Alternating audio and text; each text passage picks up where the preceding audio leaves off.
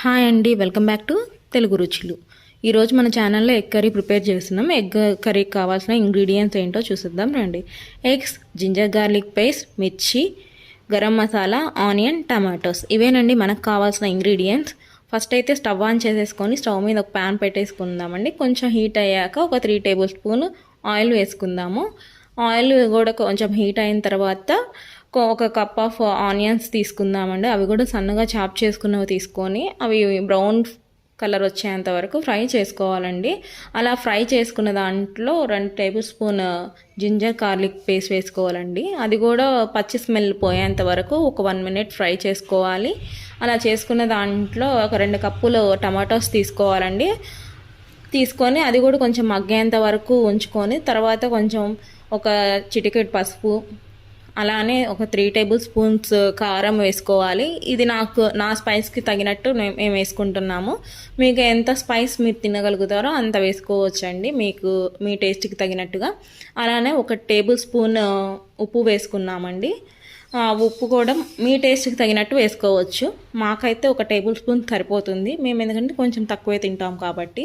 అలానే 2 మిర్చి తీసుకొని దాన్ని సన్నగా చీలికలుగా కట్ చేసుకొని వేసుకోవాలండి. అలానే నేను కొంచెం మంచి స్మెల్ కోసం కరివేపాకు వేస్తున్నాను. ఇది వేయగానే అసలు ఎంత మంచి ఫ్లేవరబుల్ స్మెల్ వస్తుందంటే వావ్, నాకు నోరు ఊరిపోతుందండి. ఇలా అవన్నీ వేసుకున్నాక ఆయిల్ పైకి వచ్చేంత వరకు కూడా మనము అవి మగ్గించుకోవాలండి. తర్వాత ఎగ్స్ వేసుకుంటాము. ఆ ఎగ్స్ కూడా మంచి మసాలా పట్టేంత వరకు మొత్తం ఒకసారి కలుపుకొని ఒక 2 నిమిషాలు ఉంచుకోవాలి. ఎందుకంటే అప్పుడే దాంట్లోకి ఆ మసాలా ఫ్లేవర్స్ అన్నీ కూడా వెళ్తాయి అన్నమాట.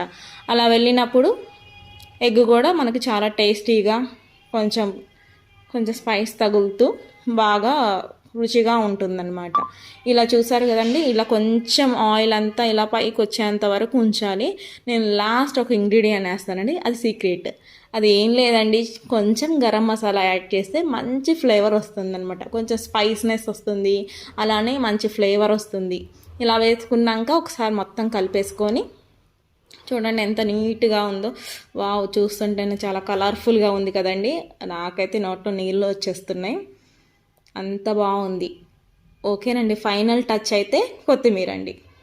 కొంచెం ఒక కప్పు నిండా కొత్తిమీర తీసుకొని చూడండి ఎంత కలర్ఫుల్గా ఉందో. అది వేస్తే, కొత్తిమీర వేస్తే అలా కలిపేసుకొని ఒక 1 మినిట్ ఉంచేసి ఇంకా తినేసేయడమేనండి, ఇంకేముంది.